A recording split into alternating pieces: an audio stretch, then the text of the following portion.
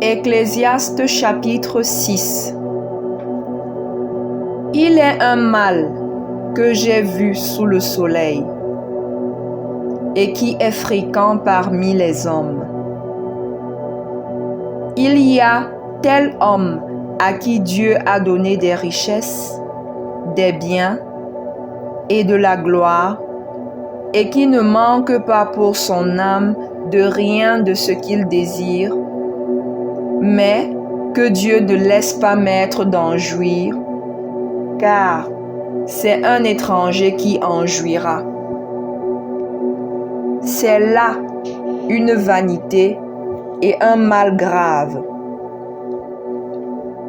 Quand un homme aurait 100 fils, vivrait un grand nombre d'années, et que les jours de ces années se multiplieraient. Si son âme ne s'est point rassasiée de bonheur, et si de plus il n'a point de sépulture, je dis qu'un avorton est plus heureux que lui,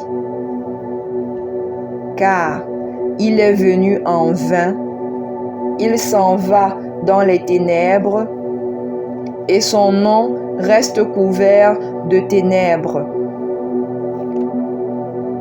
Il n'a point vu, il n'a point connu le soleil, il a plus de repos que cet homme.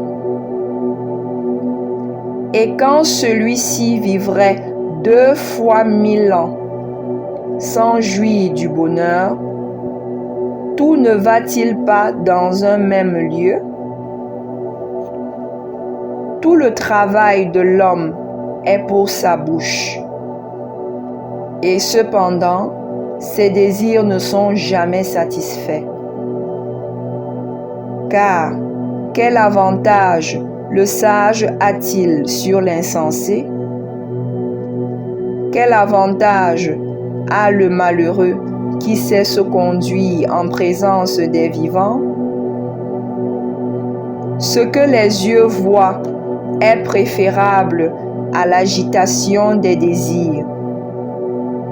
C'est encore là une vanité et la poursuite du vent. Ce qui existe a déjà été appelé par son nom. Et l'on sait que celui qui est homme ne peut contester avec plus fort que lui.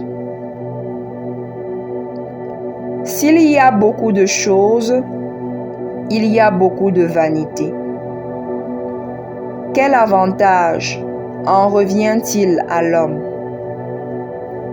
Car qui sait ce qui est bon pour l'homme dans la vie, pendant le nombre des jours de sa vie de vanité, qu'il passe comme une ombre? Et qui peut dire à l'homme ce qui sera après lui sous le soleil?